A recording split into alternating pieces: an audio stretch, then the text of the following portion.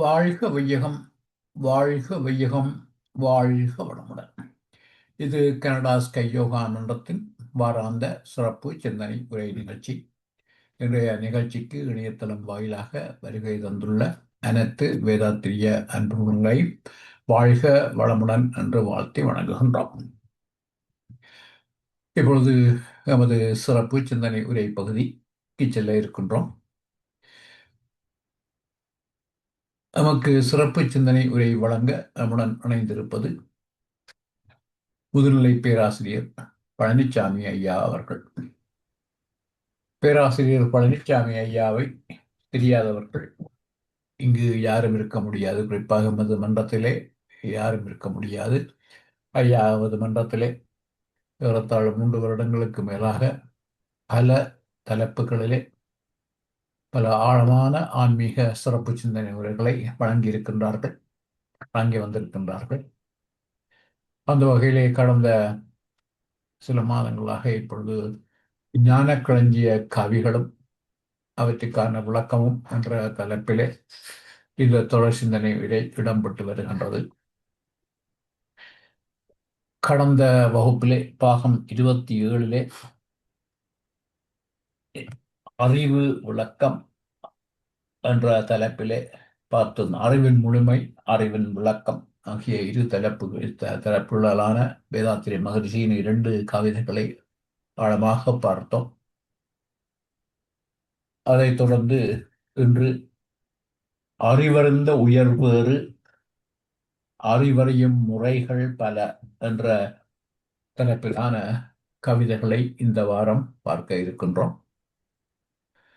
இப்பொழுது இந்த வகுப்பை ஆரம்பிக்குமாறு பேராசிரியர் பழனிச்சாமி ஐயா அவர்களை கனடா ஸ்கை யோகா மன்றத்தின் சார்பிலே பணிவன்புடன் வேண்டுகின்றோம். வாழ்க வளமுடன் ஐயா. வாழ்க வளமுடன் ஐயா. வாழ்க வையகம், வாழ்க வையகம், வாழ்க வளமுடன்.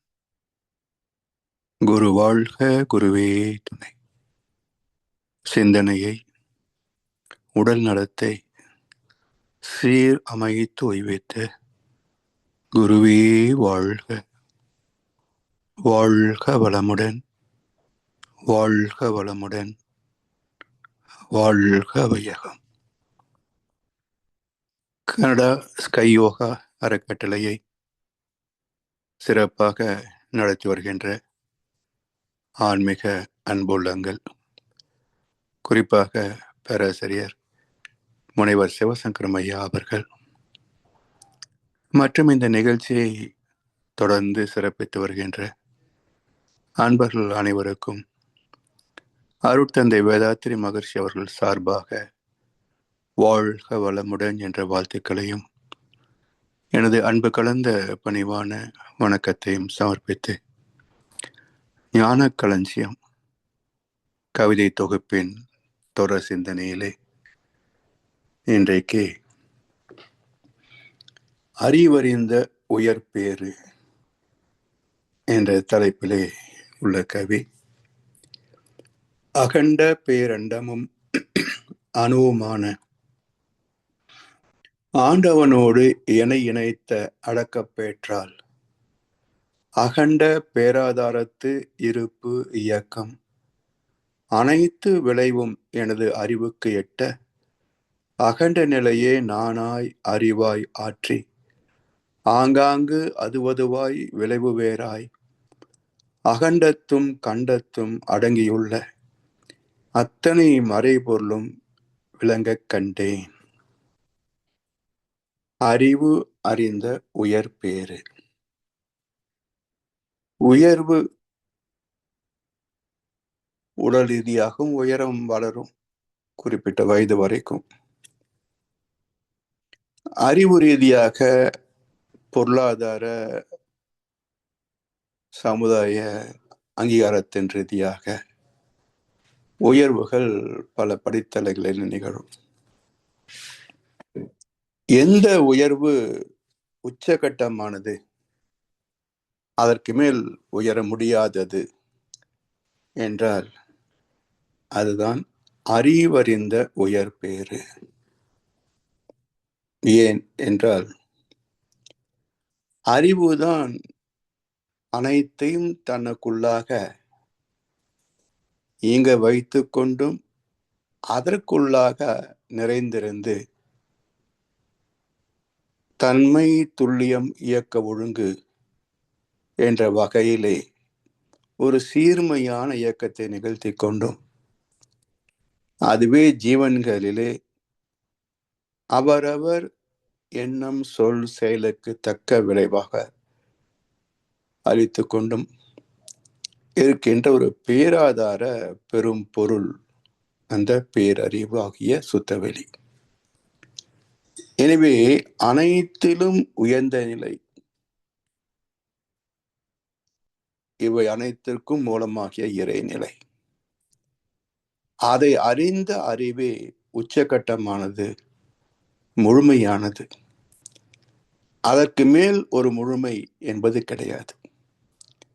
அதனால் ஐயப்படாது அகத்து அது உணர்வானை தெய்வத்தோடு ஒப்பக்கொள்ளல் என்றார் வள்ளுவப்பெருந்தகை. இறைவனே தானாகவும் இறைவனே எல்லாமாகவும் பேரியக்க மண்டலம் பெரிதுதான் என்றாலும் ஓர் இயக்கமாக உந்தன் உடலாய் அதை காண்கின்றேன். சீர் இயக்கங்கள் எல்லாம் சிந்திக்க பெரும் வியப்பு. யார் இயக்க வல்லாரே உனை அன்றி பேரிண்டத்தை என்று இறைவனையும் இறைவனின் திரு விளையாடலாக அமைந்த இந்த பிரபஞ்சத்தை, உலகத்தையும் ஒன்றாக கண்ட வாழ்கின்ற நடமாடுகின்ற தெய்வம். அதனால் வள்ளுவ பெருந்தகை அப்படிப்பட்ட மெய்ஞானிகளை தெய்வத்தோடு சமமாக பாவிக்க வேண்டும். பாவிப்பதிலே மேன்மையை தவிர குறைவு இல்லை என்று விளக்கவே ஐயப்படாது அகத்து அது உணர்வானை தெய்வத்தோடு ஒப்புக்கொள்ளல் என்று நமக்கு ஒரு அறிவுரையாக இப்படிப்பட்ட மகான்களை நாம் எப்படி மதித்து பயன் கொள்ள வேண்டும் என்பதற்காக இந்த நூலை, இந்த குறளை எழுதி வைத்தார். அப்படி அறிவறிந்த உயர் பேறு அகண்ட பேரண்டமும் அணுவுமான ஆண்டவனோடு. இந்த பூமி 25,000 மைல் சுற்றளவு என்பதை அறிந்தவர்கள் விஞ்ஞானிகள். பிறகு நம்மை போல் சில சிந்தனையாளர்கள், ஆன்மீக பயிற்சியாளர்கள். மற்ற மக்களுக்கு இந்த பூமியின் அளவு என்னன்னு தெரியும். இன்றைக்கும் பூமி தட்டை என்று நினைக்கின்ற மக்கள் இருக்கிறார்கள் இல்லையா? எனவே இந்த பூமி என்ற கோள், இதையே உணர முடியாதவர்கள் இந்த சூரிய குடும்பம் எவ்வளவு பெரியது. அதே போல் இந்த மில்கிவே கேலக்சி என்று சொல்கிறார்களே, பால்வழி மண்டலம், அது எவ்வளவு பெரிதாக இருக்கும். இதற்போல் எத்தனை கேலக்சிஸ் மண்டலங்கள் உண்டு என்பதை ஒரே ஒரு இடத்துல தான் குறிப்பு தந்திருக்கிறார்கள் கந்த புராணத்துல. 108 அண்டங்கள் என்று குறிப்பு கொடுத்திருக்கிறாங்க. இதெல்லாம் சேர்ந்ததுதான் இந்த பேரியக்க மண்டலம் என்கின்ற சக்தி களம். இதுதான் விஸ்வரூபம் என்று கீதையிலே பேசப்படுகிறது. அப்படி அகண்ட பேரண்டம், இதைவிட அகண்டதோ விரிவானதோ அளக்க முடியாத விரிவுடையதோ பெரிய இல்லை. அப்படிப்பட்ட அகண்ட பேரண்டமும் சரி, இது மிக விரிவு. மிக குறுகியது என்றால் எது? மிகவும் சிறியது எது? பெரிதினும் பெரிது என்றால் உலகம். சிறிதினும் சிறிது என்றால் பரமாணு. அதைத்தான் வாமனன் 3 அடி ஒரு சிறுவன் வருகிறான், 3 அடி மண் கேட்கிறான்.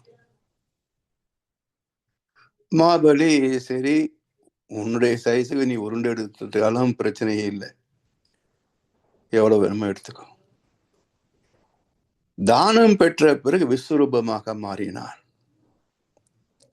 ஓர் அடியால் பூமியை அளந்தான், மறு அடியால் உலகத்தை அளந்தான்.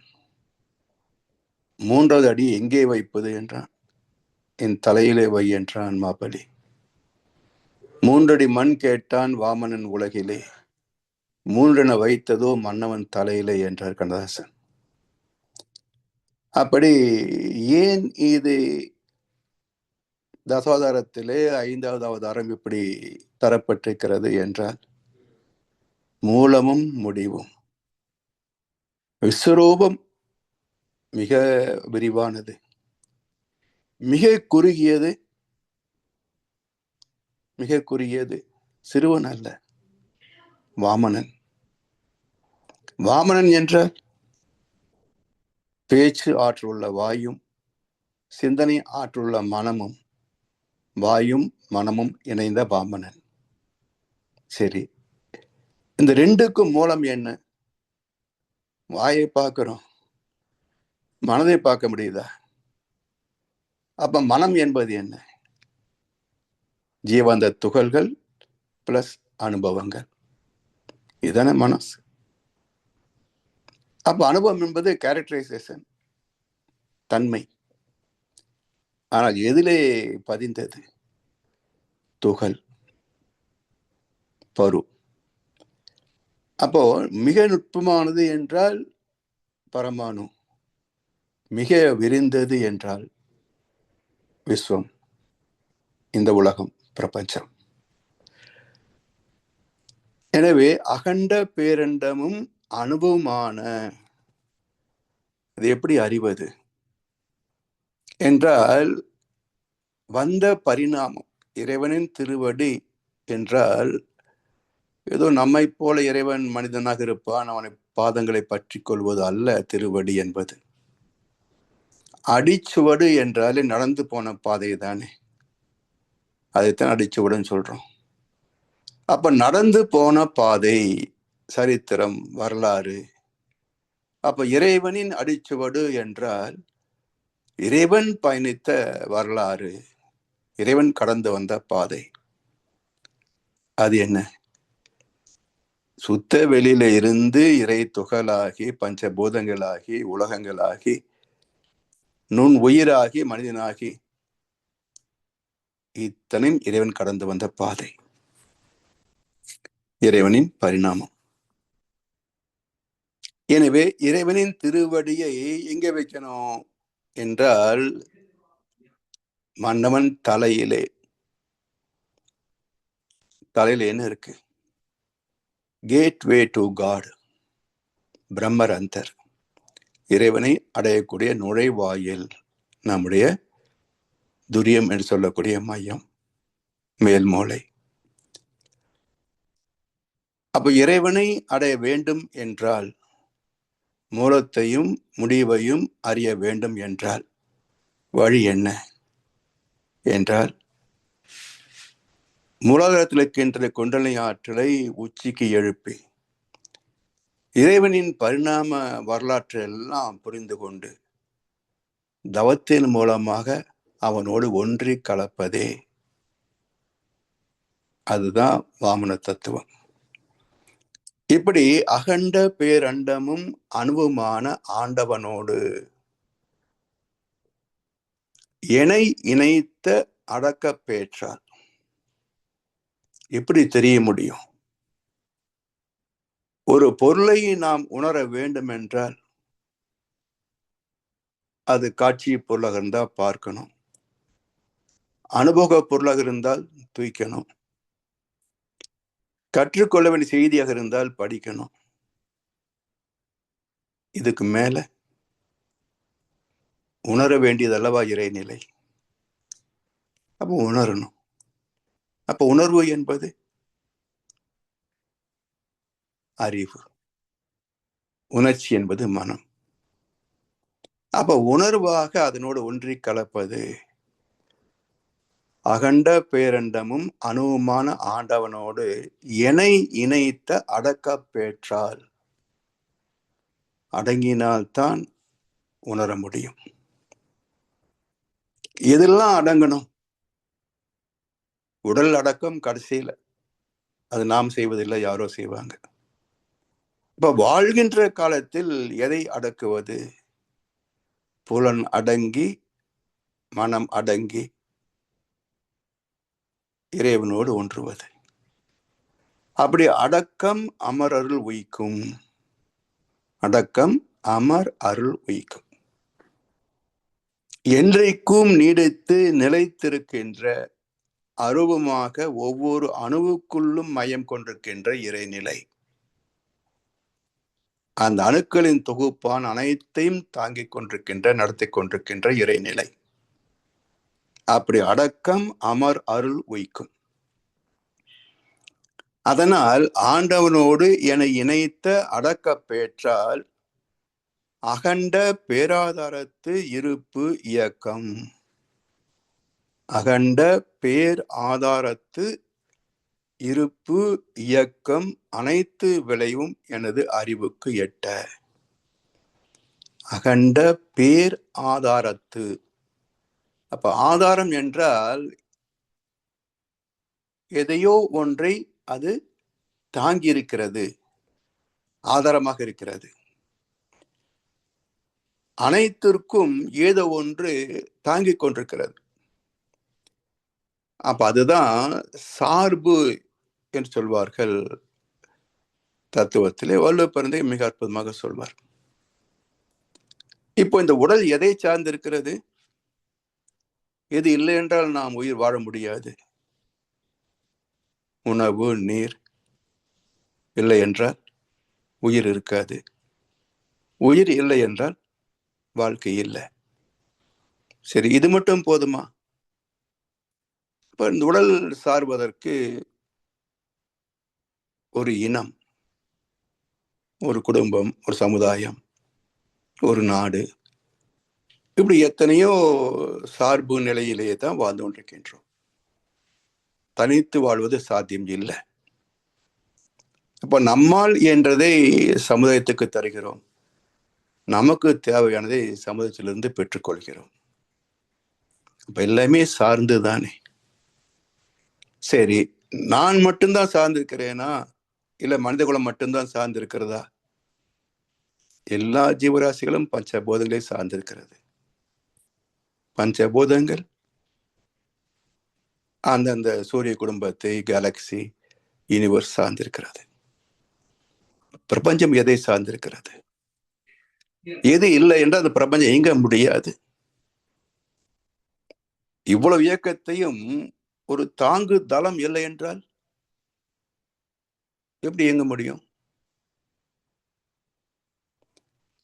அதனால் இந்த தோற்றமாக பார்க்கக்கூடிய மிக பெரும் பெரும் பண்டங்கள், சூரியன்கள், நட்சத்திரங்கள், கோள்கள், மிக பெரும் பெரும் இயக்கங்கள் அத்தனையும் எது தாங்கிக் கொண்டிருக்கிறதுவோ, வெட்டவெளி சக்தி என்பது இல்லையானால் வேறு எந்த பொருள் வழித பிரபஞ்சத்தில் இவ்வளவு பெரிய அண்டத்தை தாங்கிக் கொண்டிருக்கிறதே தனக்குள்ளாக, அதை விட வலிமிக்க தி மைட்டியஸ்ட் ஆஃப் ஆல் வேறு எதுவாக இருக்க முடியும்? அப்படிப்பட்ட ஒன்று எட்டவில்லை அறிவுக்கு என்பதனால், எட்டவில்லை அறிவுக்கு என்பதனால் உள்ள இயற்கை ரகசியம் எங்கே ஒளிந்து கொள்ளும்? இதை பைபிள் ஒரு வசனம் உண்டு. அறியப்படாத ரகசியம் இல்லை, வெளிப்படாத மறைபொருளும் இல்லை. அந்த மறைபொருளே எல்லாவற்றுக்குள்ளும் இருக்கிறது. அந்த மறைபொருளே ஒன்றை வெளிப்படுத்துகிறது. அப்ப எப்படி போனால் வெளிப்படுத்த முடியும்? அடக்கம். அப்ப அடக்கத்தை விஞ்ஞானம் என்ன சொல்லும்? உள்ள போகணும். ஒரு ஆராய்ச்சி என்று சொன்னால் எதை ஆராய்கிறோமோ அதற்குள்ளாக நுணுகி போகணும். அப்ப உள்ளே போனால் அது இன், உள்ளே போகிறோம். ஒரு மறை பொருள் வெளிப்படும், அவுட், வெண்ட். அப்போ இன் அண்ட் வெண்ட், இன்வென்ஷன். அதான் இன்வென்ஷன். வென்டிலேட்டர் அது வெளியே தள்ளும், இன் உள்ளே போகும். அப்போ உள்ளே போனால் அந்த ரகசியம் வெளிப்படும். தட் இஸ் இன்வென்ஷன், கண்டுபிடிப்பு. அப்ப இது நம்முடைய அறிவுக்கு எட்டவில்லை என்பதனால் இல்லை என்று மறுப்பது அறிவுடைமையா? கடவுள் இல்லைன்னு ஒரு முட்டாள்கள் சொல்றானுங்களே, அது முடியுமா? அப்போ அவரே என்ன சொல்றாரு? நான் எங்க கடவுள் இல்லைன்னு சொன்னாரு? ஒரு முறை தீகா கூட்டத்துல ஒரு ரொம்ப வீராவேசமா கடவுள் இல்லைன்னு பேசினாராம். அந்த நிகழ்ச்சி முடிஞ்ச உடனேயே அவரு இவரை ராமசாமி வந்து அவரை கூப்பிட்டாராம். ரொம்ப நல்லா பேசினேன், ஆனா கடவுள் இல்லைன்னு நான் எங்க சொன்னேன்னாராம். ஏன் நீங்க தான் கடவுள், அந்த கல்லு தான் இல்லைன்னு சொன்னேன், கடவுள் இல்லைன்னு சொன்னேன்னா அப்படின்னாராம். இது ஒரு செய்தி. இது பரவலாக தெளிவா பேசியிருந்தாங்கன்னா அவங்க ஜெயிச்சிருப்பாங்க, ஆஸ்திகம் தோத்து இருக்கும் ஒரு வேலை. ஆனா அவங்களுக்கும் புரியல. ஏன்னா இறைவன் உண்டு என்று நம்புவதற்கும் இல்லை என்று மறுப்பதற்கும் கிளிப்பிள்ளை அறிவு இருந்தா போதும். கிளிப்பிள்ளை அறிவு இருந்தா போதும். மகிழ்ச்சி ஒரு கவியில சொல்லுவாங்க, ஒரு தாய்க்கு பிள்ளைக்கு தந்தை யார் என்று தெரியும், அது ஞானம். அந்த தாய் இதுதான் உன் தந்தை என்று சுட்டி காட்டுகிறார்கள். அந்த குழந்தையும் எல்லார்ட்டையும் உன் தந்தை யாருன்னு சொன்னா இவருன்னு அடையாளம் காட்டுது. இது பக்தி, இது பக்தி. அது போல இது ஒரு கிளிப்பிள்ளை அறிவு. அம்மா சொன்னாங்க, குழந்தை சொல்லிட்டு தெரியுது. அது போல கடவுள் உண்டு என்று நம்புகின்ற பக்தர்களுக்கும் இல்லை என்று மறுக்கின்ற நாத்திகர்களுக்கும் பெரிய அறிவு தேவையில்லை, கிளிப்பிள்ளை அறிவு இருந்தா போதும். அவங்க சொன்னாங்க, அவங்க சொன்னாங்க, அவங்க சொன்னாங்க, நானும் சொல்றேன். இதுக்கு பெரிய ஆராய்ச்சி அறிவோ அனுபவமோ தேவையில்லை, கிளிப்பிள்ளை அறிவு இருந்தா போதும். ஸோ இந்த உலகத்தில் கிளிப்பிள்ளைகள் தான் அதிகம். யாருக்கிட்டையாவது மடங்களையும் சேர்த்துதான் இறைவனை கொஞ்சம் விளக்கி சொல்லுங்கன்னு சொன்னா இயலாது. ஏன்னா அடக்கம், புலன் அடங்கி மனம் அடங்கி அறிவோடு அறிவாக இறைவனோடு இறைவனாக ஒன்றினால் தான் அதை உணர முடியும். எனவே என இணைத்த அடக்க பெற்றால் அகண்ட பேர் ஆதாரத்து சார்பு உணர்ந்து சார்பு கெட ஒழுகின் மற்ற ஆங்கு சார்தரா சார்தரு நோய் என்கிறார் வள்ளுவர். சார்பு உணர்ந்து, நாம சார்ந்திருக்கிறோம், குடும்பம் சார்ந்திருக்கிறது, சமுதாயம் சார்ந்திருக்கிறது, உலகம் சார்ந்திருக்கிறது, பிரபஞ்சமும் சார்ந்திருக்கிறது. சாராத ஒன்று என்ன? நான் இதை சார்ந்து இல்லை, யாரை நம்பி நான் பிறக்கல என்று சொல்லக்கூடிய தன்மை எந்த ஒன்றுக்கு உண்டு? அதுதான் இறைநிலை. அது எதையும் சார்ந்ததல்ல. எனவே இந்த சார்பு வாழ்க்கை தான் உடல் சார்ந்த வாழ்க்கையே. இதை உணர்ந்து கொண்டு எது எதையும் சாரவில்லையோ அந்த இறைவனை சார்ந்து விட்டால், இந்த சார்ந்து வாழ்ந்ததா இருக்கின்றதே நோய், பந்தம், பற்று, பாசம், திமிரு, அதிகாரம், செல்வ செருக்கு இருக்க, இதெல்லாம் மறைந்து போகும். அப்போ எல்லாம் மறந்து தான் தனது இல்லை என்றால் அங்க என்ன மிச்சம்? உயிர் வாழ்வது கூட ஒரு சுமையாகத்தான் இருக்கும். இந்த உடலே ஒரு சுமையாகத்தான் இருக்கும். அப்படி அகண்ட பேராதாரத்து இருப்பு இயக்கம் அனைத்து விளைவும் எனது அறிவுக்கு எட்ட. அனைத்து விளைவு எவ்வளவு? பரமாணுக்கள் இணைந்தது. இதுக்கு முதலே வருவோமே, தன் இறுக்கம் மட்டுமே வைத்திருப்பது சுத்தவெளி. அழுத்தமெனும் உந்து ஆற்றல் ஒன்றை கொண்டே. அந்த இறுக்கத்திலே ஒரு கினமேட்டிக், ஒரு எழுச்சி பெற்றது, தன் எழுச்சி ஏற்பட்டது.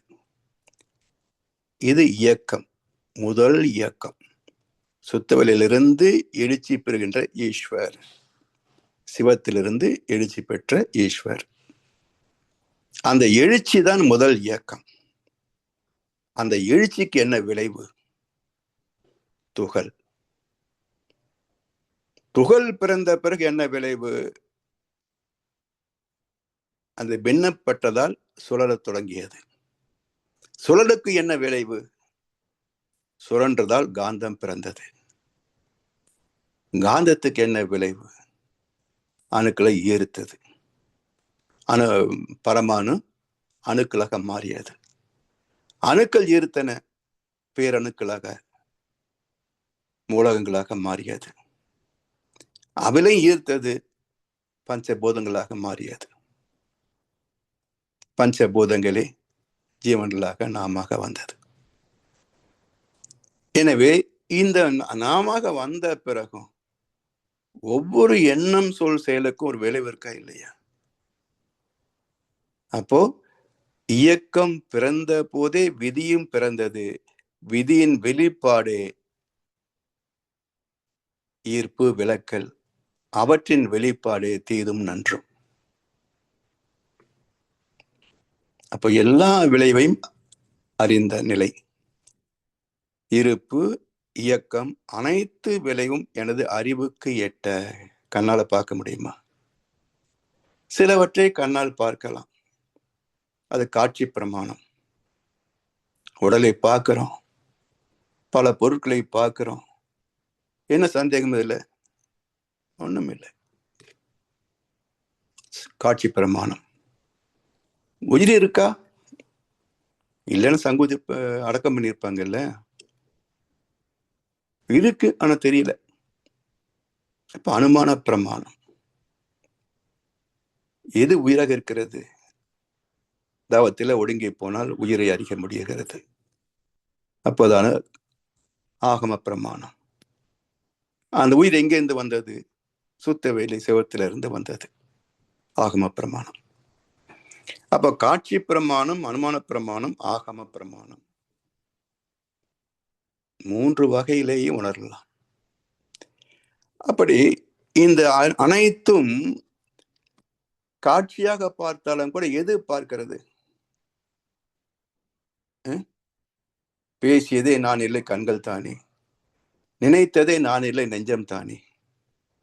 கண்ணாலே காண்பதெல்லாம் தலைவா, கண்களுக்கு சொந்தம் இல்லை. அப்ப எது பார்த்தது?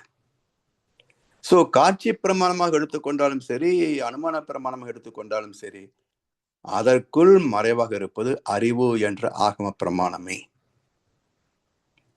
அப்ப அனைத்தும் அறிந்தவர்களுக்கு காட்சியும் தேவையில்லை, அனுமானமும் தேவையில்லை. அனைத்தையும் ஆகமமாகவே பார்க்கிறார்கள். ஆகமம் ஆகி நின்று அன்னிப்பான் தாழ் வாழ்க, சிவபுராணம் சொல்லுது இல்லையா? அப்ப எல்லாமே என்னுடைய ஆகமம் தான்.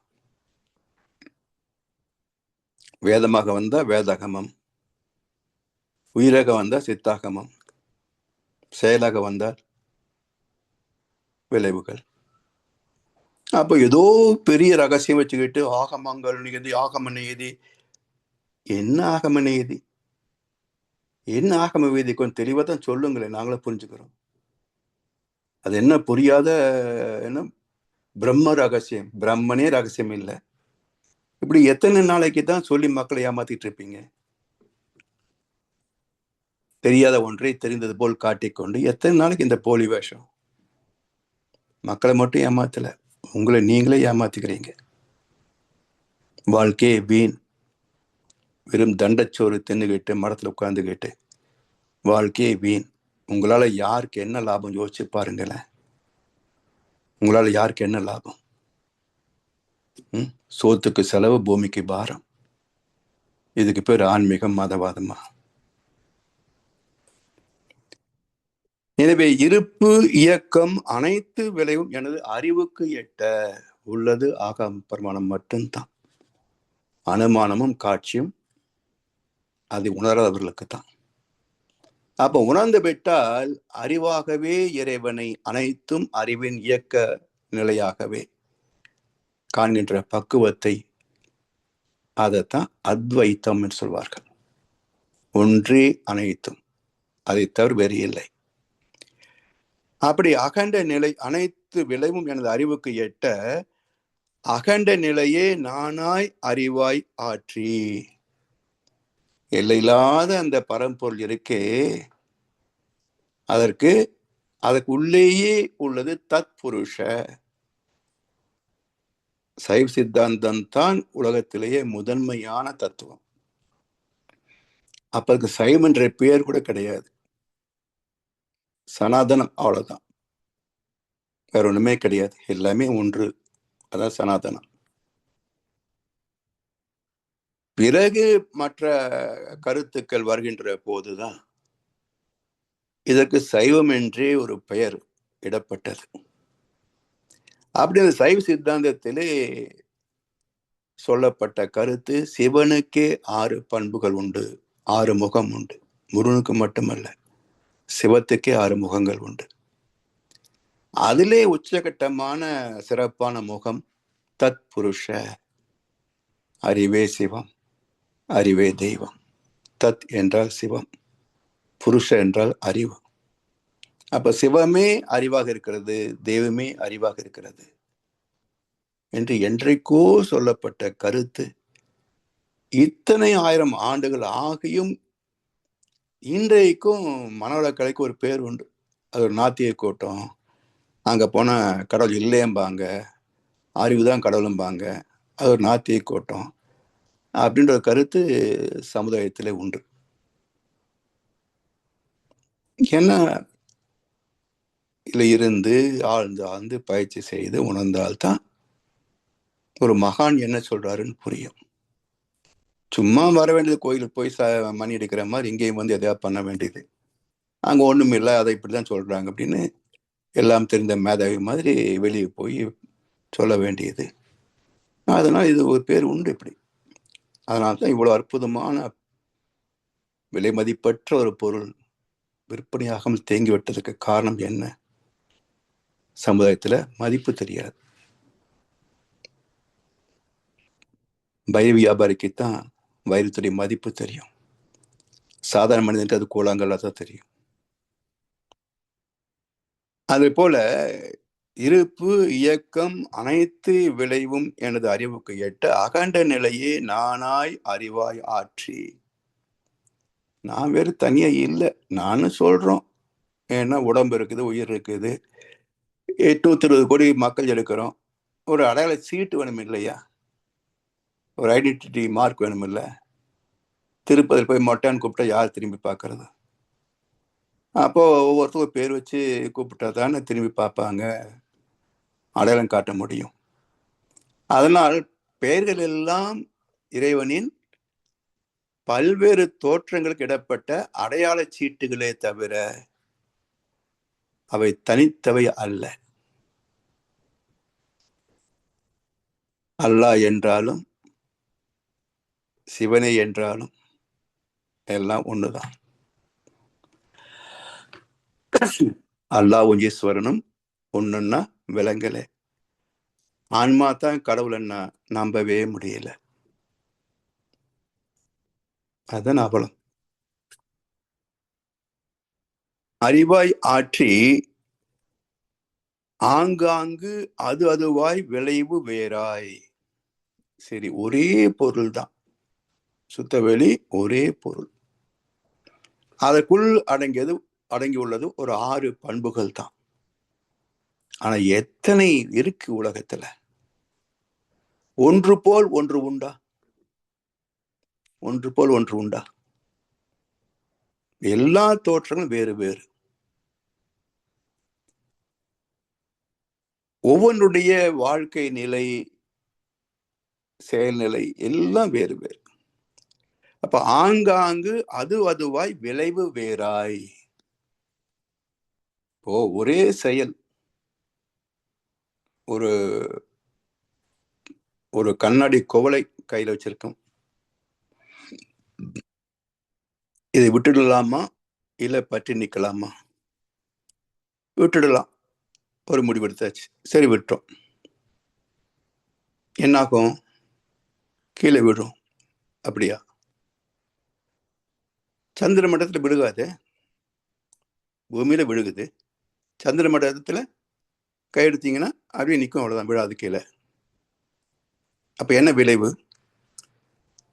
அங்கே கீழே விழாது என்பது விளைவு, பூமியில விழும் என்பது இரண்டாவது விளைவு.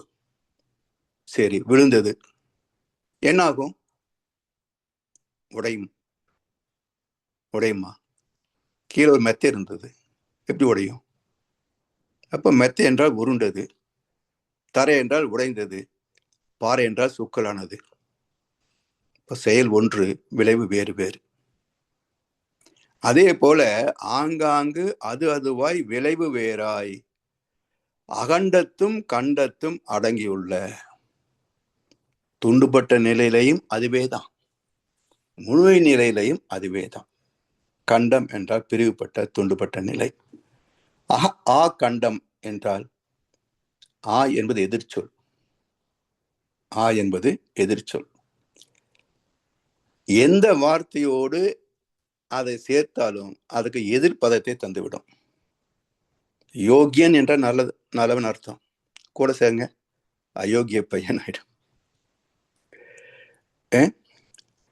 10 அது கூட ஆ சேர்த்தீங்கன்னா ஆபத்து ஆயிடும். இது போல ஆ என்பது ஏதோ அகர முதல் எழுத்தெல்லாம் அப்படின்னு சொன்ன உடனே எல்லா தமிழ் அறிஞர்களும் ஒரு விளக்கம் சொல்லிட்டாங்க. திருக்குறள் எழுதினவர் ஒருத்தர், விளக்கம் சொன்னவர் மணி குடவர், பிறகு பரிமேலழகர். இப்ப அவங்க ஒரு விளக்கம் எழுதிட்டு தன்னுடைய பேரை போட்டுக்கிறாங்க, நான் தான் விளக்கம் எழுதினேன்னு. என்னத்தை புதுசா எழுதிட்டீங்க? அதே தானே. அப்ப எப்படி நீங்க எழுதுனீங்க தான் ஆகும். அப்போ வள்ளுவர் உணர்ந்த நிலை பிரிவு கண்டம் அகண்டம். அப்ப பிரிவுபட்ட நிலை அகரம் என்ன செய்யுது? ஒன்றா இருக்கின்ற வரைக்கும் மௌனம் இல்லையா? ஜீவன வந்த பிறகும் வாயை திறக்காத வரைக்கும் மௌனம். அது இறைநிலையின் தத்துவம். வாய் திறந்தவுடனே மௌனம் கலைகிறது, மயக்கம் வருகிறது. என்ன? ஆ என்ற இயக்கம் தான் முதலில் பிறப்பது போல அப்படின்ட்டாங்க. அப்போ ஆ என்பது நெகட்டிவ் ஃபோர்ஸ், விரிவலை. அந்த விரிவலை பிறப்பதற்கு மூலம் என்ன? எப்படி மொழியில அகரம் முதலோ அது போல் இறைவன் முதல் சொல்லலாம். ஆனா இறைவன் ஈர்ப்பு ஆற்றல், அகரம் அதிலிருந்து வெளிப்பட்ட ஆற்றல். அது போல கண்டம் என்பது பிரிவு. ஆ கண்டம் என்றால் பிரிவற்றது, முழுமையானது. அகண்டத்தும் கண்டத்தும் அடங்கியுள்ள இந்த உலகமாக இருப்பதும் இறைநிலையே, பரமாணுவாக மிக சிறு துகளாக இருப்பதும் இறைநிலையே, பிரிவுபட்ட நிலையும் இறைநிலையே, பிரிவுபடாத நிலைத்த பொருளும் அதுவும் இறைநிலையே. அப்ப மாற்றமே நிலையானது அது உலகம், மாறாதது இறைநிலை, சுத்தவெளி என்பார்கள். அது எப்படி? சுத்தவெளி மாறலன்னா எப்படி உலகம் வந்திருக்க முடியும்? அப்போ மாற்றம் ஒன்றே நிலையானது இந்த உலகத்துல, மாறுவதாகவும் மாறாததாகவும் இருப்பது சுத்தவெளி. மாறியது உலகம், மாறாதது இன்னும் சிவமா இருக்குது. அப்போ கருத்து மாறாதது என்று சொன்ன அது தெளிவான கருத்து அல்ல. மாறுவதாகவும் மாறாததாகவும் இருப்பது சுத்தவெளி. மாறாதது நிலைவெளி, மாறியது நிறைவெளி. அது நிலை, இது நிறை. அதான் நிலைவேளையில் எழுப்புகின்ற, நிறைவேளையில் விண் சுழல எழுப்புகின்ற அலைகள், நிலைவெளியில் எழுப்புகின்ற நேரலைகள் காந்தமா. இப்ப நிறைவெளிக்கும் நிலைவெளிக்கும் பேதம் உண்டு, ரெண்டு ஒண்ணு கிடையாது. அகண்டத்தும் கண்டத்தும் அடங்கியுள்ள அத்தனை மறை பொருளும் விளங்க கண்டேன். அத்தனை மறை பொருளும் விளங்க காண்கிறோம். எப்படி? அதுவாக மாறினால் மட்டுமே விளங்கிக் கொள்ள முடியும். அதுவாக மாறாத போதுதான் காட்சி பிரமாணம், அனுமான பிரமாணம். அதுவாக மாறிவிட்டால் எல்லாமே ஆகமம் தான். எல்லாமே மறைபொருளே பொருளாக பருப்பொருளாக தோற்றம் ஆகிறது. ஒவ்வொரு தோற்றத்திற்குள்ளும் மறைந்திருப்பது ஒன்றே தான்.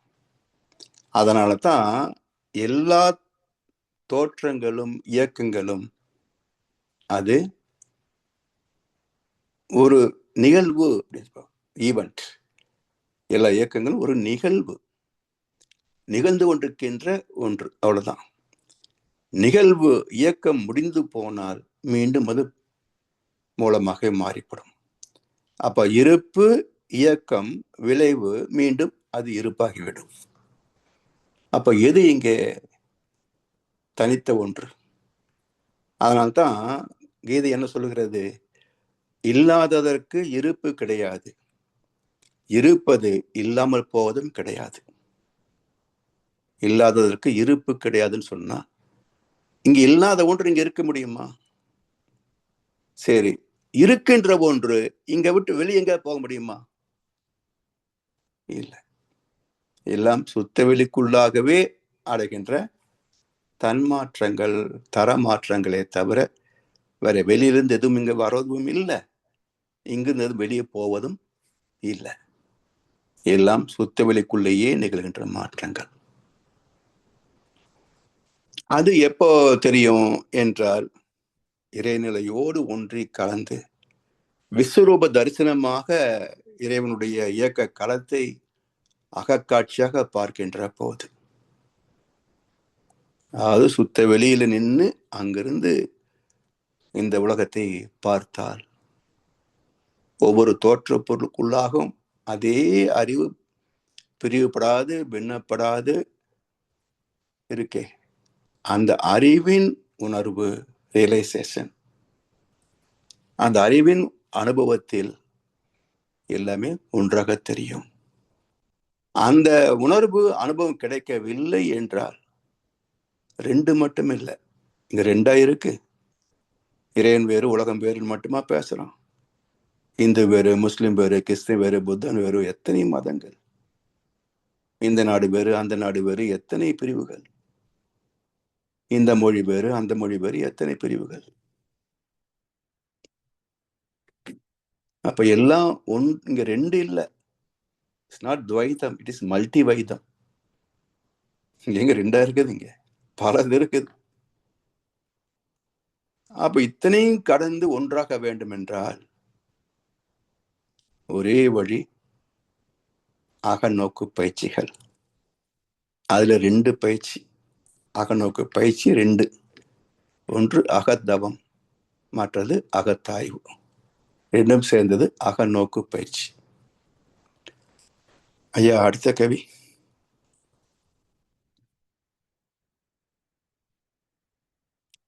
அறிவறியும் முறைகள் பல. அறிவறியும் முறைகள் பல. எப்படி?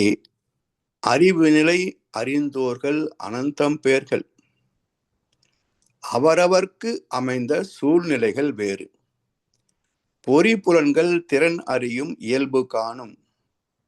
போராட்டத்தில் பல நாள் கழித்தோர் உண்டு. நெறிமுறையால் வாழ்ந்த பல அறிஞர் சொன்ன நீதி நூல் படித்து பயன்பெற்றோர் உண்டு. அரிய ஒரு சந்தர்ப்ப நிகழ்ச்சி மூலம் சிந்தனையில் உயர்ந்தோரும் உண்டு உண்டு. எத்தனை வகை ஞானம்! சிலர் பிறப்பிலேயே ஞான பிறப்பாக வந்து விடுகிறார்கள். அவர்கள் குரு கூட தேவையில்லை, சுயமாக அறியக்கூடியது.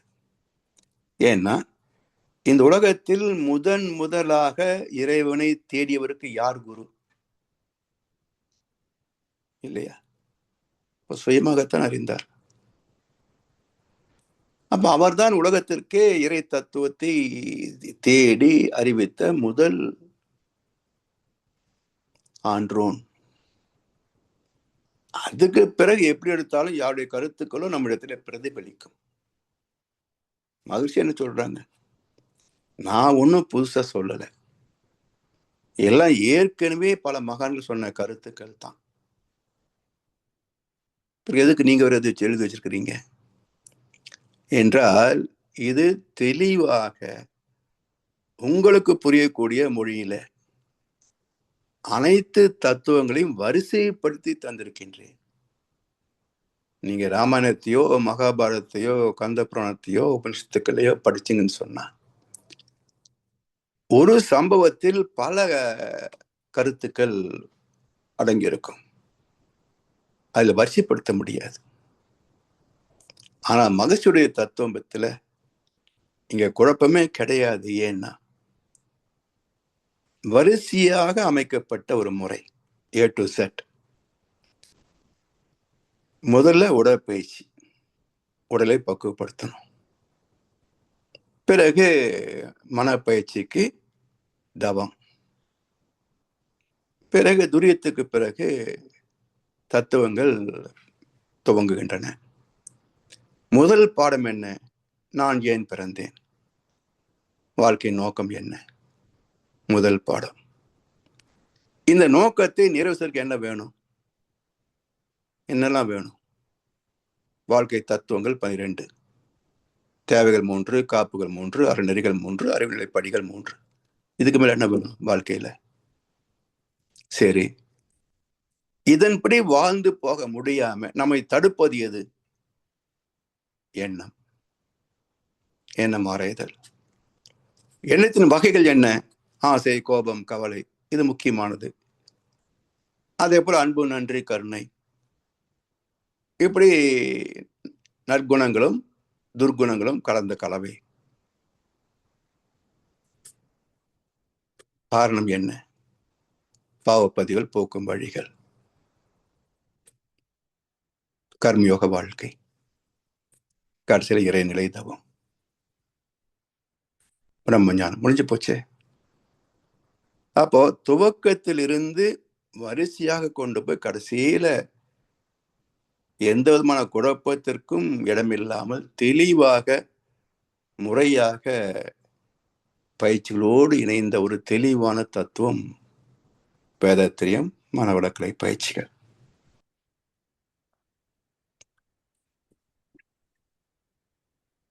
சரி, இதை அறியக்கூடிய வழிமுறைகள் அப்படின்னா, இப்போ ஒருத்தர் உணர்ந்தாரு முதனான ஆன்றோன். சரி, அவருடைய கருத்துக்கள் அப்படியே பரவி வந்தது. அவற்றிலே நேரடியாக பயிற்சி பெற்றோம். அது ஏதோ ஒரு காலகட்டத்தில் அவருடைய நூல்களை படித்தோ 2 வகையான மார்க்கம் இருக்கு. இப்போ குருவிடத்திலே நேரடியாக கல்வி கற்கின்ற போது உள்ள டைரக்ட் கோர்ஸ் வேற, நூல்களை தானே படித்து புரிந்து கொள்வது கரஸ்பாண்டன்ஸ் கோர்ஸ் இல்லையா? இப்போ கரஸ்பாண்டன்ஸ் கோர்ஸ்ல செய்திகளை தெரிந்து கொள்ளலாம். அதிலே கூட பர்சனல் கான்டாக்ட் கிளாஸ்ன்னு அப்பப்போ ஒரு வகுப்பு வைப்பாங்க, டிஸ்டன்ஸ் எஜுகேஷன் சிஸ்டத்துல கூட. அப்படி அறிவு நிலை அறிந்தோர்கள் அனந்தம் பேர்கள். அவரவர்க்கு அமைந்த சூழ்நிலைகள் வேறு. எத்தனை சித்தர்கள், யார் குரு? இப்படி எத்தனையோ பேர், அவரவருக்கு அமைந்த சூழ்நிலைகள் வேறு. புத்தர் ஒரு மாதிரி ஞானம் பெற்றார், மகாவீர் ஒரு மாதிரி ஞானம் பெற்றார், ஆதிசங்கர் ஒரு மாதிரி ஞானம் பெற்றார், வள்ளலார் ராமகிருஷ்ண பரமஹம்சர் குரு மூலமாக ஞானம் பெற்றார், விவேகானந்தர் ராமகிருஷ்ணன் மூலமாக ஞானம் பெற்றார். இப்படி எப்படி விதையில்லாமல் புல் முளைக்கிறதோ அதே போல் குரு இல்லாமல் ஞானம் பெற்றவர் உண்டு. இந்த பூண்டு இருக்கு பாருங்க, புல் அடுத்து பூண்டு. அப்ப பூண்டு ஒரு பல் கிளவுன்னு சொல்றோமே, அதை எடுத்து வச்சா கொத்து கொத்தான பூண்டுகள் விளையும். பிறகு ஒரு விதையிலிருந்து இன்னொரு விதையாக செடி முளைக்கும் இல்லையா? இதே போலதான் சுயமாக புல் போல தானே ஞானம் பெற்றோர் உண்டு. ஒரு கருத்து கிடைத்தது, அதை வைத்து தன்னைத்தானே வளர்த்து கொண்ட வேதத்திலே மகிழ்ச்சி போன்றவர்களும் உண்டு. ஒரு விதையிலிருந்து இன்னொரு விதை வந்தது போல குரு பரம்பரை. இப்போ யாரு? பரசுராமர் ஜமதக்னி முனிவருக்கு பிறந்தவர். இதே போல துரோணர் அவருடைய முனிவருக்கு பிறந்தவர். இப்படி குரு பரம்பரை என்பதை போல பரம்பரை வழியாக ஞானம் பெற்றவர்களும் உண்டு. இப்படி அறிவு நிலை அறிந்தோர்கள் அனந்தம் பேர்கள். அவரவர்க்கு அமைந்த சூழ்நிலைகள் வேறு வேறு. பொறி புலன்கள் திறன் அடியும் இயல்பு காணும். போராட்டத்தில் பல நாள் கழித்தோர் உண்டு. பொறி புலன்கள் திறன் அறியும் இயல்பு காணும். அருணகிரியாரு, பட்டினத்தார், இது போன்ற எத்தனையோ பேர் ஒரு காலகட்டம் வரைக்கும், விஸ்வாமித்திரர் கூட எடுத்துக்கலாம், சக்கரவர்த்தியாக இருந்தவர் தானே. அப்போ ஒரு காலகட்டம் வரைக்கும் புலன் மயக்கம் அல்லது உடல் வலிவு அறிவு திறம் கொண்டு சாதனைகளை படைத்தவர்கள். இப்படி பொறி புலன்கள் திறன் அறியும் இயல்பு காணும். போராட்டத்தில் பல நாள் கழித்தோர் உண்டு. அதிலே முடிந்து போனோர் ஏராளம். அதுக்கு பிறகு சில பேர் இங்கேயும் வந்தாங்க இல்ல. நெறிமுறையால் வாழ்ந்து பல அறிஞர் சொன்ன நீதி நூல் படித்து பயன் பெற்றோர் உண்டு. ஞானம் கிடையாது, இறைவன் யாரும் தெரியாது, ஆனா யாருக்கும் எந்த வகையிலும் துன்பம் தர மாட்டார்கள். அப்படி சில பேர் இருக்காங்கள உலகத்துல. அது போதுமே, ஞானம் பெற்று என்ன பண்ண போறோம்? ஏன்னா ஞானத்தின் வெளிப்பாடு பயன்பாடு குடும்பத்தில் அமைதி எங்க இருக்கிறோமோ அங்கெல்லாம் அமைதியாக இருப்பது தானே, சாந்தத்தை வெளிப்படுத்துவது தானே, பிரச்சனைகளை தீர்ப்பது தானே. அது போதுமே வாழ்க்கையில. ஞானம் பெற்று என்ன பண்ண போறோம்? அரிய ஒரு சந்தர்ப்ப நிகழ்ச்சி மூலம் சிந்தனையில் உயர்ந்தோரும் உண்டு உண்டு. அதாவது சில மாற்றங்கள். பட்டினத்தார் பொறி புலன் திறன் அறியும் இயல்பு, அதிலேயே செல்வம் ஈட்டுவதிலே மிகப்பெரிய திறமைசாலியான வியாபாரி. மன்னனுக்கு நிகரான செல்வம் அவருடைய வீட்டுல இருக்கும். கஜானால எவ்வளவு இருக்குதோ அது போன்ற செல்வம் மன்னர்களுக்கே கடன் கொடுக்கிற அளவுக்கு செல்வம் இருந்தது பட்டினத்தார் வீட்டுல. ஆனா ஒரே ஒரு ஒற்றை வரி தந்த ஞானம். ஒற்றை வரி தந்த ஞானம் என்ன சொன்னாங்க 10 பிள்ளை? காதற்ற ஊசியும் வாராது கான் கடை வழிக்கே. ஒற்றை வரி தந்த ஞானம். காதறந்த ஊசி எதுக்கு பிரயோஜனமாகும்? காது இருந்தா தான் தைப்பதற்கு பயனாகும். காது அறந்து விட்டால் அதுக்கும் பயனாகாது. அப்ப அது கூட நமக்கு கூட வருவதில்லை, பயனாவதில்லை என்று சொன்னால் இவ்வளவு செல்வங்களும் நாம் போகும்போது என்ன பயன் சொல்லுங்க? ஆடி முடி கையிலே அள்ளி சென்றோர் யாரும் உண்டோ? இது புரிஞ்சு போச்சு. இதெல்லாம் மந்திரிகளுக்கு சொல்லணும் தினமும். ஆடி முடி கையிலே அள்ளி சென்றோர் யாரும் உண்டோன்னு ஒவ்வொரு கவர்மெண்ட் ஆபீஸ்லயும் எழுதி வைக்கணும். அப்பதான் லஞ்சம் வாங்காம இருப்பானுங்க. ஆடி முடி கையிலே அள்ளி சென்றோர் யாரும் உண்டோ? ஏன் ஒருத்தனை பருத்தி லஞ்சம் வாங்கி பாவத்தை சேர்க்கிற? இது பணம் அல்ல, பாவ மூட்டை. லட்சக்கணக்கான கோடிகள் என்பது செல்வம் அல்ல, பாவ மூட்டை.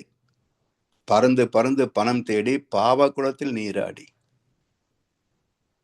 அது பாவ மூட்டை. அது அதை புரிந்து விட்டோம் என்று சொன்னால் ஒரு மாற்றம் வந்துவிடும்.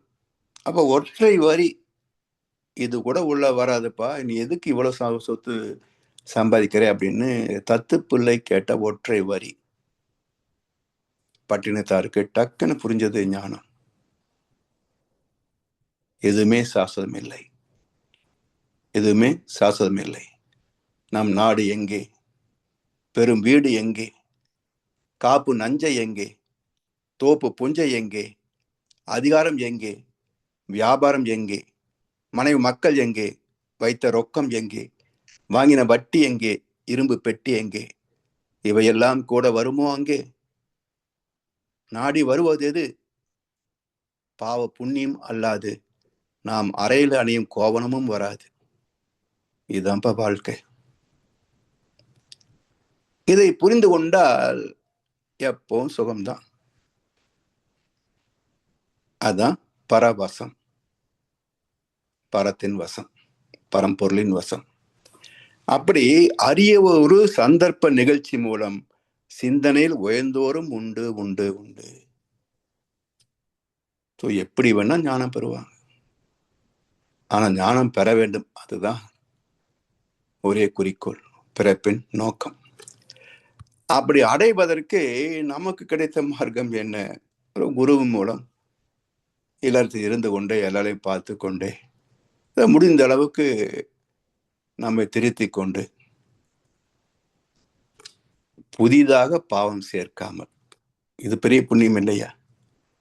மனவளக்கிளை வந்துட்டோம், மயக்கம் தெளிந்தது. அப்போ மயக்கம் தெளிந்து விட்டால் கண்மத்துக்கு அங்கே இடமில்லை. அப்போ என்ன வாழ்க்கை? இவ்வளவுதான். ஒரு நாளைக்கு போக போறோம், இருக்கு, போதும். இதுக்குள்ள எவ்வளவு இருக்கோ அதுக்குள்ள வாழ்ந்துருவோம். என்ன பெரிய சிக்கல்? பெருமை, அந்தஸ்து, கௌரவம் பார்த்தா தானே சிக்கல். அது சரி, உனக்கு அந்த வச்சுக்கோ, எனக்கு இல்லைன்னா இவ்வளவு போதும், அவ்வளவுதான். அப்போ நாம nobody can insult you except you. அவர்கள் நம்மை அவமதிக்கிறாங்களேன்னு நான் நினைச்சாதான் அவமரியாதையை தவிர சொல்லிட்டு போறான், அவமரியாதை இல்லை. So nobody can insult you. அந்த வார்த்தையை நம்ம பொருட்படுத்தினால்தான் அவமரியாதையை தவிர, இல்லைன்னா ஒன்றும் இல்லை.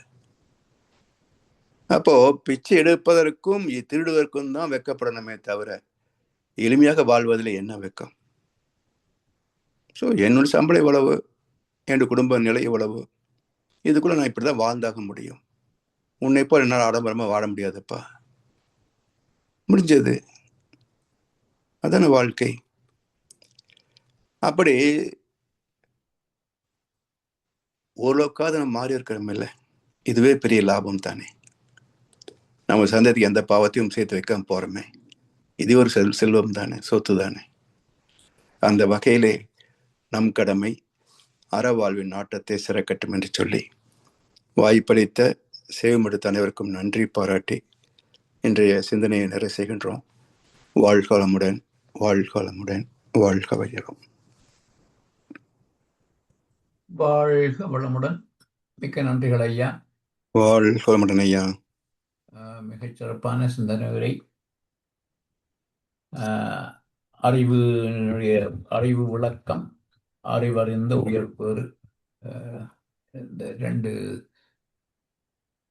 தரப்புல அறிவறிந்த முறைப்பேறு, அறிவறியும் முறைகள் பல, ரெண்டு கவிதைகளிலே சிறப்பான விளக்கம் தந்தீர்கள் ஐயா. இப்பொழுது அன்பர்களுடைய கேள்வி பதில் பகுதிக்கு செல்வோம். ஐயாவிடம் உங்கள் கேள்விகளை கேட்க விரும்புபவர்கள் அல்லது உங்கள் கருத்துக்களை ஐயாவுடன் பரிமாறிக்கொள்ள விரும்புபவர்கள் இப்பொழுது கைகளை உயர்த்தி கேட்கலாம். வாழ்க வளமுடன். ஜனார் ஐயா. ஐயா வாழ்க வளமுடன். சிறப்பான விளக்கம் ஐயா. ஒரு கேள்வி, இந்த போராட்டத்தில் பல நாள் கழித்தோர் உண்டு என்ற லைன் இருக்கா, கொஞ்சம் விளங்கப்படுத்துவீங்களா? வாழ்க வளமுடன். அது நம்முடைய வாழ்க்கை அப்படித்தானே. இங்க வர வரைக்கும் போராட்டத்துல கழிச்சுக்கிட்டு இருந்தோம்.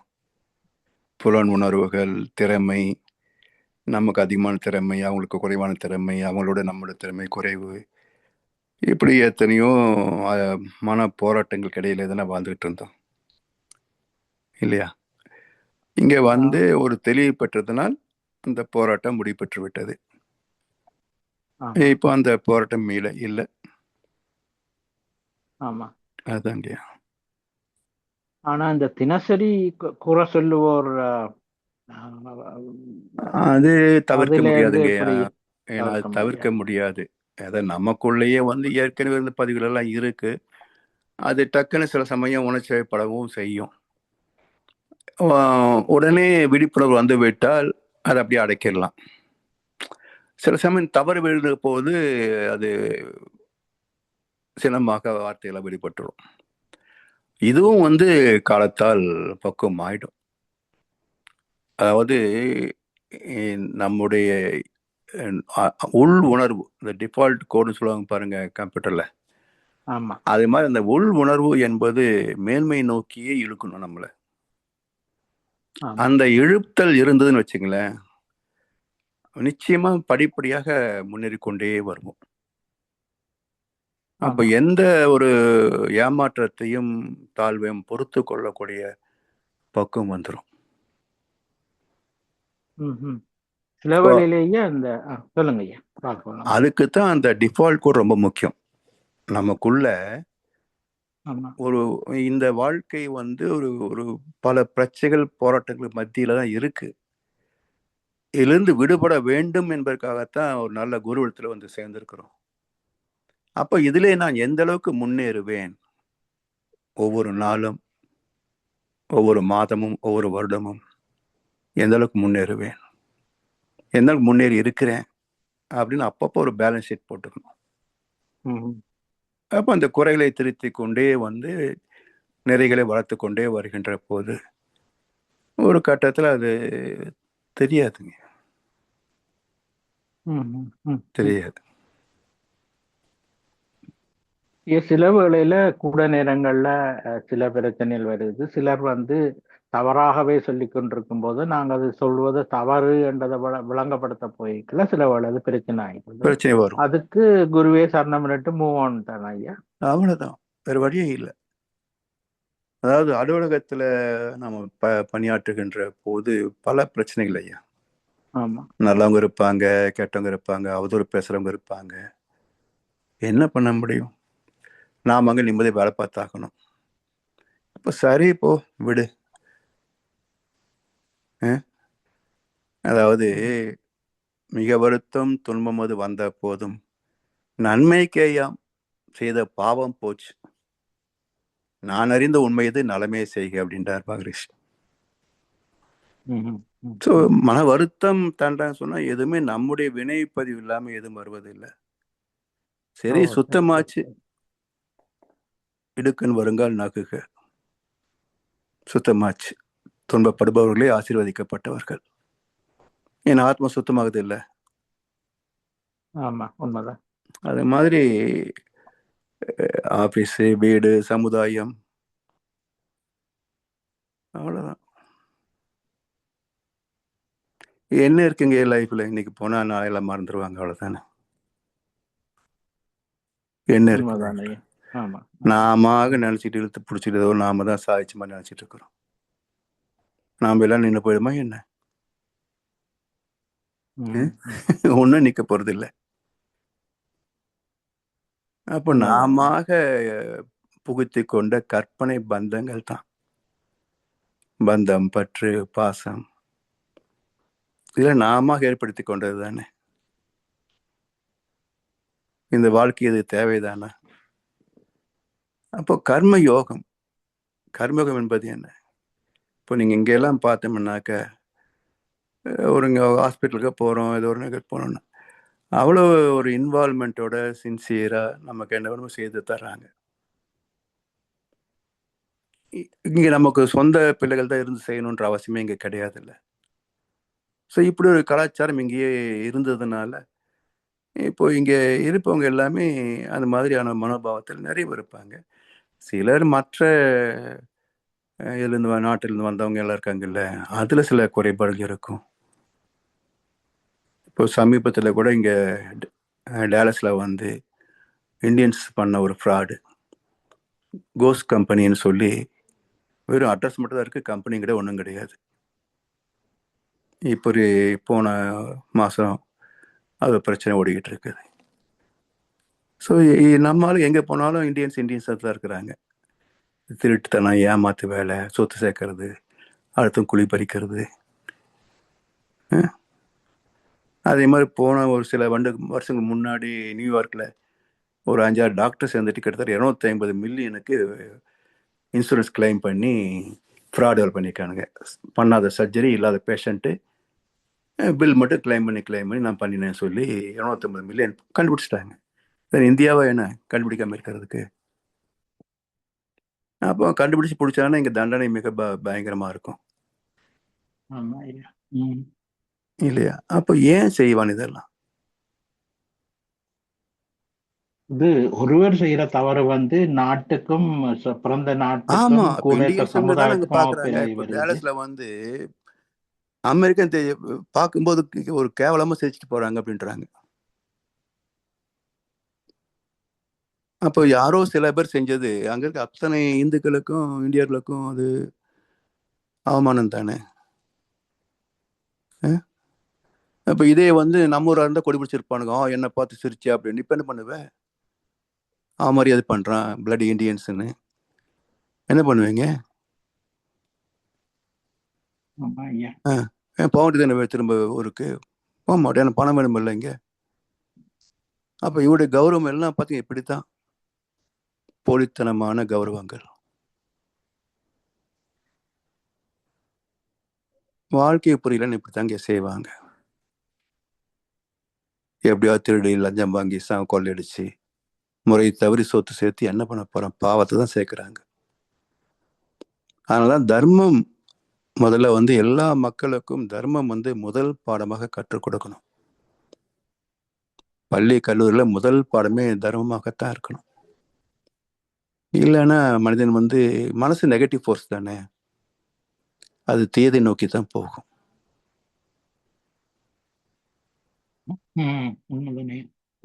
அது மட்டுமில்லை, இப்ப அந்த மீடியா வந்ததோடய இந்த ஊரடகத்துல எங்கேயோ மூலையில நடக்கலாம் கூட ஒன்றா தொகுத்து அந்த ஒவ்வொரு நாட்டுக்குரிய அது பரவாயில்லைங்க ஐயா, போடுறாங்க. அது பரவாயில்ல. உயிரோடு இருக்கணும், செத்துட்டான்னு சொல்லி எல்லாம் போடுறாங்க ஐயா. இதெல்லாம் எவ்வளவு பெரிய பாவம் இது. யூடியூபரே ஒரு பாவ கணக்கு தான், அது தொழிலே கிடையாது. அது இன்னும் பெரிய மக்களுக்கு சேவை செய்யற மாதிரி சொல்லுவாங்க. அதுக்குதான் நியூஸ் சேனல் இருக்கு, அவன் ஒரு தடவை சொல்லிட்டு போறான். நீங்க எதுக்கு ஆளாளுக்கு ஒண்ணு அதையே திரும்ப திரும்ப ஊதி திரியுறீங்க? அப்ப இருக்கிற ஒருத்தர் செத்து போயிட்டான்னு சொல்லி உடனே எல்லாரும் பாக்குறாங்க, ஆயிரக்கணக்கில் வியூ வருது, காசு வருது. அப்போ இதுக்காக நீ எந்த பாவத்தையும் செய்வியா? இது போலெல்லாம் மக்கள் எப்படி இருக்கிறாங்க பாருங்கய்யா.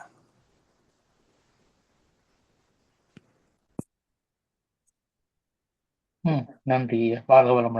மக்களுக்கு முதல்ல அறம் தெரியணுங்கய்யா. எப்படி டூஸ் அண்ட் டோன்ட்ஸ்ன்னு ஒரு பாம்ப்ளெட் கொடுக்குறானோ, ஒவ்வொரு பொருள் வாங்கும் போது ஒரு பாம்ப்ளெட் கொடுக்குறாங்க இல்லையா?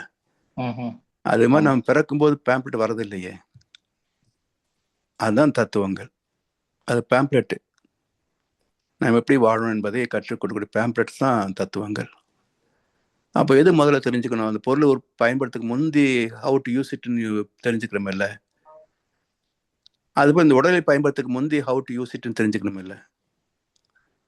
அதனால சாமி சொல்லுவாங்க, 14 வயதுக்குள்ளாகவே பிரம்மச்சரியம், பிரம்மத்தை அனுசரித்து வாழ்கின்ற அற வாழ்க்கை கற்றுக்கொள்ள வேண்டும். ஸோ இதுதான் வாழ்க்கைக்கு அடிப்படை. என்ன சொத்து, செல்லும், வசதி எல்லாம் உடம்புக்கு தானே, இல்லாதவங்க இல்லையா வாழ்க்கையில? இல்லை நம்முடைய முன்னோர்கள் தான் அப்படி இல்லையா? இப்போ எல்லாம் ஒரு ஏழை குடும்பத்துல பிறந்தவங்க இங்க வசதியா இருக்கிறோம், அதுக்காக ஆட்டம் போட முடியுமா? இதுதான் இங்க பக்குவம் வேணும்.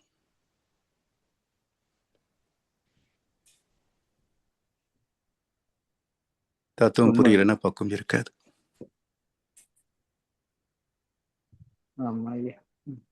வாழ்க்கை வளமுடன் ஐயா. வேற கேள்விகள் இருக்கும் ஐயா? நான் வெற்றி செல்வன் ஐயா. ஓ, வாழ்க வளமுடன் ஐயா. வாழ்க வளமுடன் ஐயா. உங்க கருத்தெல்லாம் எவ்வளவு தெளிவா இருக்குதோ அந்த அளவுக்கு எங்களுக்கு கொஞ்ச நாள்ல, அது கொஞ்ச நாள் இல்லைங்க, கொஞ்ச நேரத்திலேயே வாழ்க்கை அனுபவத்துல இல்ல மத்த சில அனுபவத்துல அப்படியே உடனே மறந்துடுறாங்க ஐயா.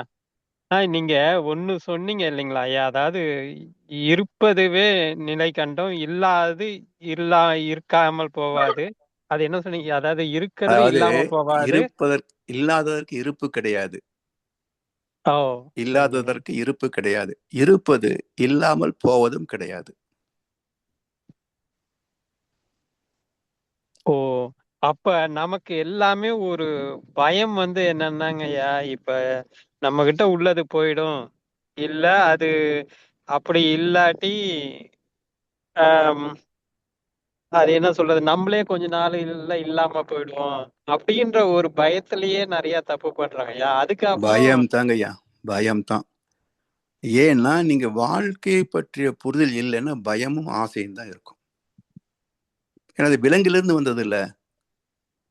உயிர் வாழ வேண்டும் என்ற ஆசை, எங்க கிடைக்காம போகுமோ உணவு அப்படின்ற பயம் இல்லையா?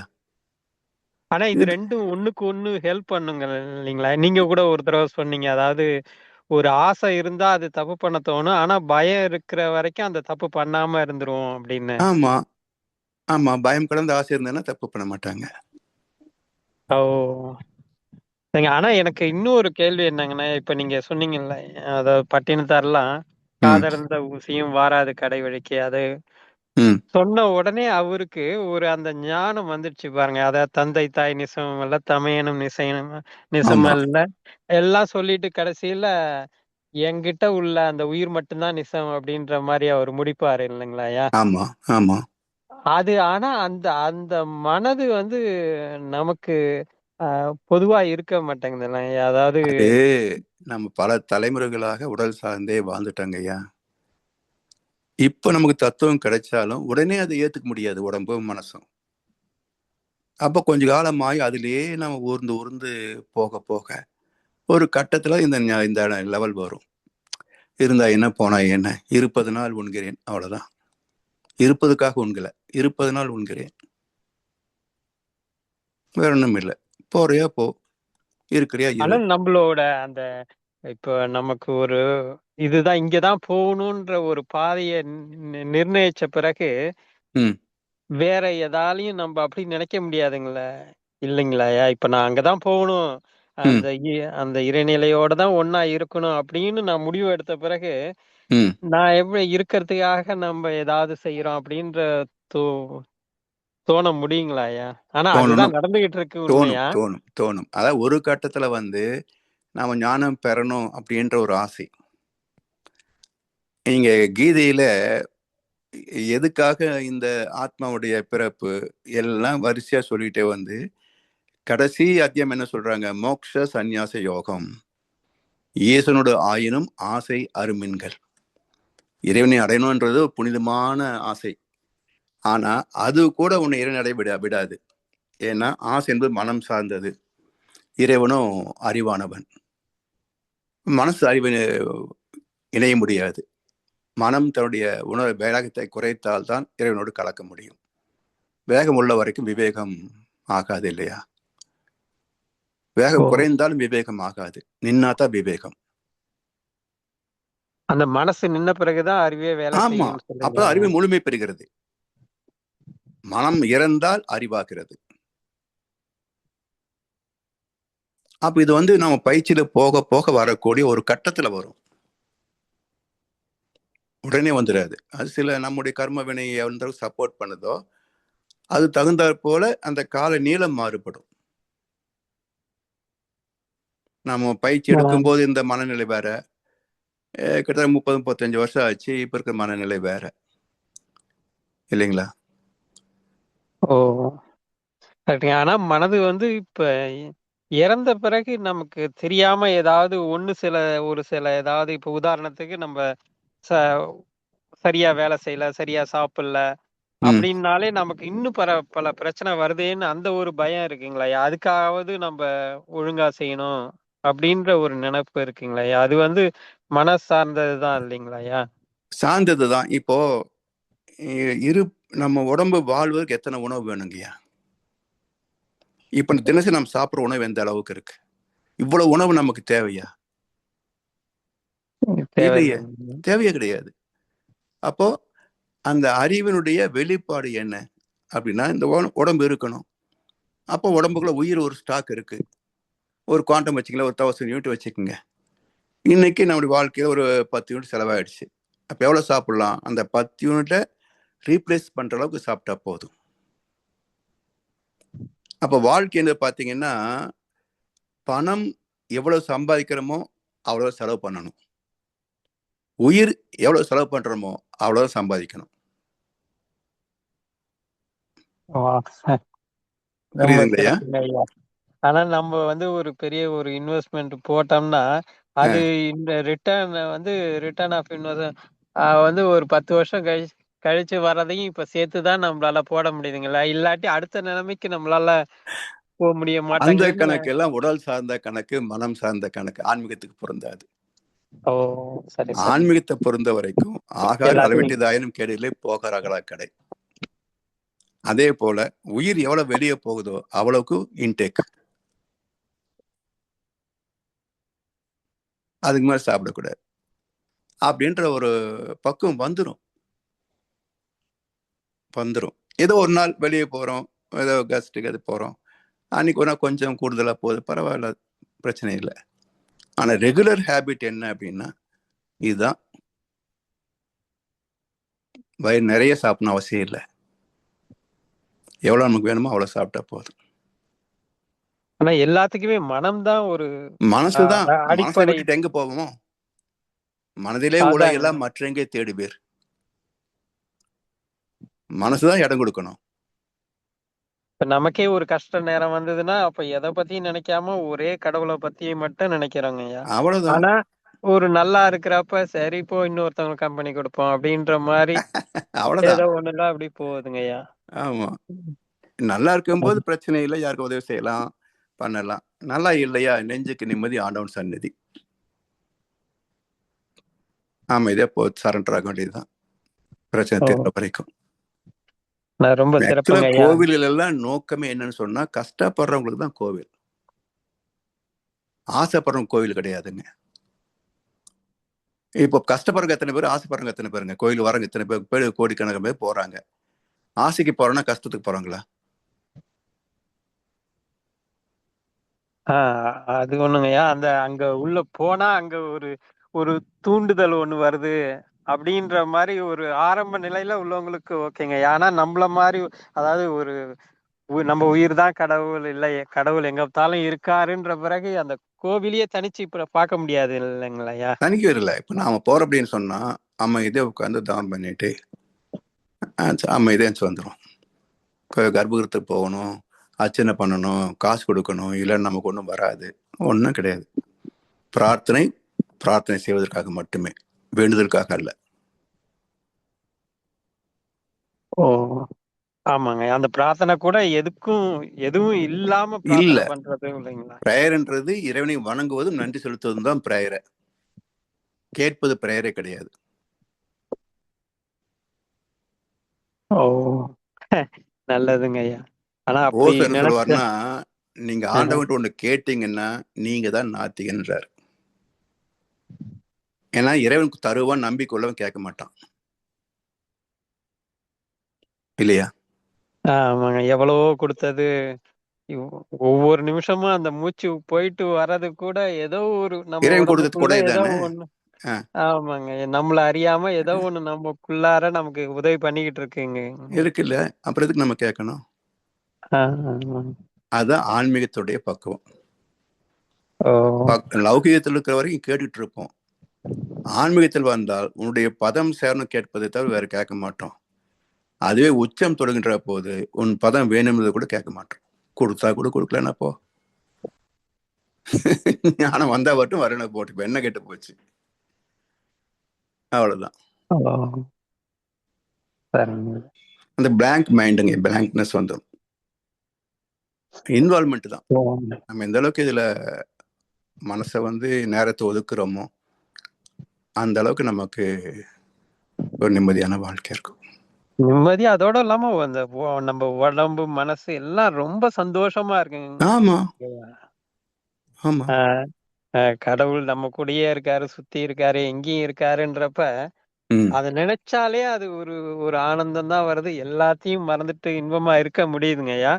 ஆமா ஆனா சமயத்துல நம்ம மனசு வந்து அத மறந்துட்டு இருக்கத்தான் செய்யும்.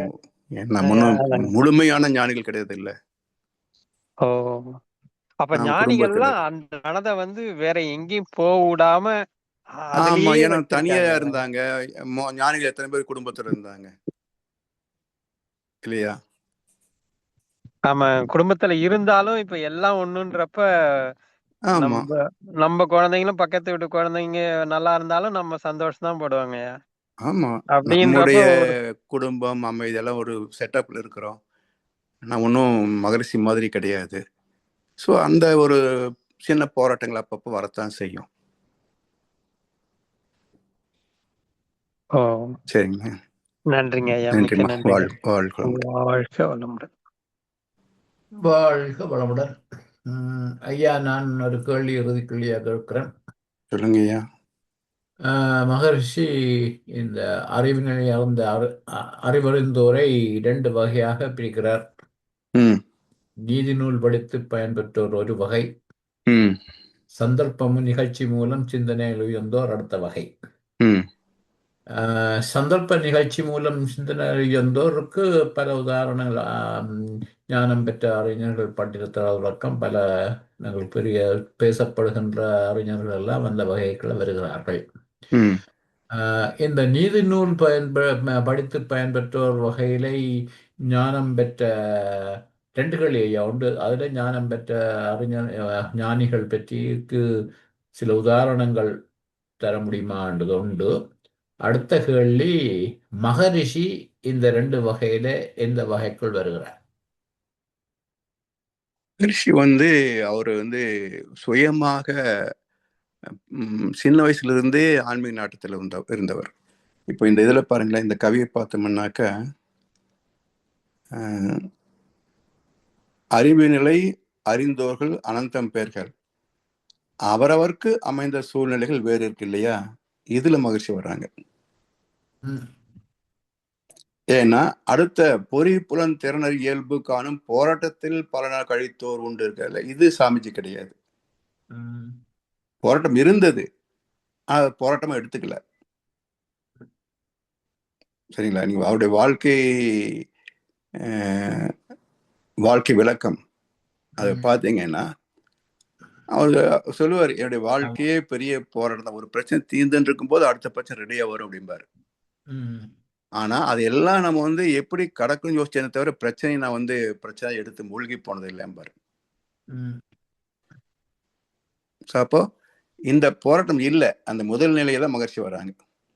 அதே போல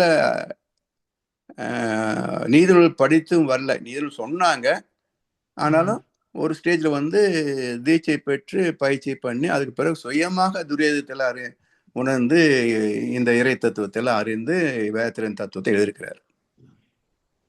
இப்ப இந்த 1854 கவிதை எழுதுவது அவ்வளவு எளிதான வேலையா? இல்லைங்களா? சோ அதெல்லாம் எப்படி வந்தது? அதெல்லாம் ஞானத்தில் விளைந்த கவிகள் தானே.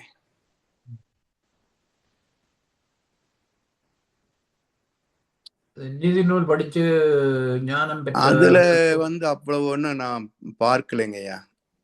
உண்டு இருக்கலாம் அப்படின்றதான் கருத்தை தவிர அப்படி வெறும் புத்தகத்தை படித்து ஞானம் பெற்றவர்களை நான் பார்க்கல என்னுடைய அனுபவத்துல.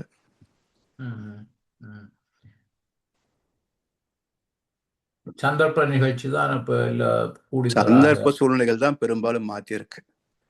நீங்க புத்தர் எடுத்துக்கங்க, விஸ்வாமித்திரர், அசோகர், அருணகிரியார், பட்டினத்தார், வள்ளலார் வந்து மகர்ஷி மாதிரி சின்ன வயசுல இருந்து ஆன்மீகத்துல வந்தவர். பிறகு விவேகானந்தர் அதே போலதான், ராமகிருஷ்ணரும் அதே மாதிரி தான், ரமணரும் அப்படித்தான். ஸோ சந்தர்ப்ப சூழ்நிலை அப்படின்றது நாம மாதிரி சில பேர் இருக்கலாம், ஏதோ ஒரு காலகட்டத்தில் வந்து இங்கே வரணும். 40 வயசுல நான் ஏன் இங்கே வரணும்? சில ம். பேர் முதல்ல வந்திருக்காங்க, ஏன் வரணும்? அப்போ ஏதோ ஒரு யூ-டர்ன் இருந்ததுனால தான் இங்கே வந்திருக்கிறோம். Yeah. ம். இல்லைன்னா பொருள் வாழ்க்கையில் அப்படியே வாழ்ந்து போயிருப்போம். இல்லை, Yeah. நான் இங்கே வரும்போது 40 வயசு ஆயிடுச்சு. 39 முடிஞ்ச 40 வயசுல தான் எனக்கு அறிமுகமே ஆச்சு.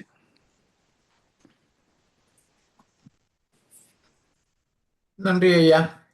நன்றி ஐயா, வாழ்க்கமுடன். வாழ்க வளமுடன். வேறு கேள்விகள் இல்லை ஐயா. எனவே நாங்கள் இத்துடன் கொள்ளலாம். நிறைவு செய்து கொள்வோம்.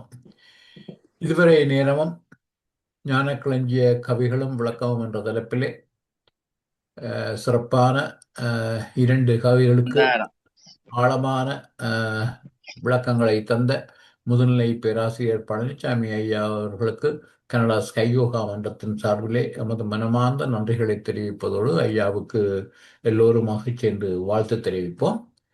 பேராசிரியர் பழனிசாமி ஐயா அவரது உடல் நலம், மனவளம், பொருள் வளம்,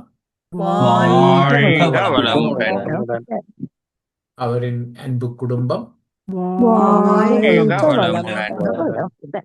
அவரது வேதாத்திரிய தொண்டு